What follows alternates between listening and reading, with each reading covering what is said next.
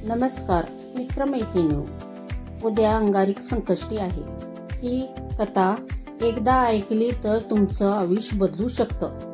गणेशा बाप्पाचा हा चमत्कार ऐका. फक्त 5 मिनिटं ही कथा ऐका. गणेश बाप्पा तुमची मनोकामना पूर्ण करतील. जीवनात खूप अडचणी आहेत का? कितीही प्रयत्न करून काही जमत नाही का? मग आज ही अंगारकी संकष्टी कथा नक्की ऐका. एका छोट्या गावात एक गरीब स्त्री राहत होती. तिचं नाव होतं सावित्री. घरात खूप संकटे होती. पती आजारी, घरात पैसा खूप अडचण, मुलांच्या शिक्षणाचाही काही ठिकाण नव्हतं. सावित्री रोज देवाची प्रार्थना करायची, पण तिला वाटायचं की देव माझं ऐकत का नाही.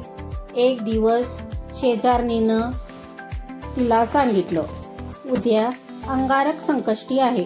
गणपती बाप्पाचं व्रत कर, सगळ्या अडचणी दूर होतील. सावित्रीने मनापासून व्रत केलं. दिवसभर उपवास, संध्याकाळी गणपतीची पूजा आणि चंद्र दर्शन करून पूर्ण व्रत केलं. त्या रात्री तिला स्वप्न पडलं. स्वतः गणेश बाप्पा तिच्या समोर आले.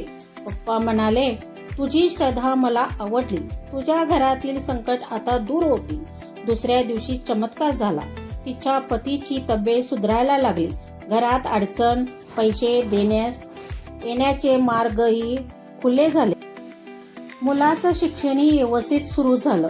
सावित्रीच्या डोळ्यात आनंद अश्रू आले. ती म्हणाली, बाप्पा तू खरंच माझ्या पाठीशी राहिलास. ही कथा आपल्याला सांगते की श्रद्धा आणि विश्वास असेल तर गणपती बाप्पा आपली प्रत्येक अडचण दूर. गणपती बाप्पा मोरया, मंगलमूर्ती मोरया. धन्यवाद.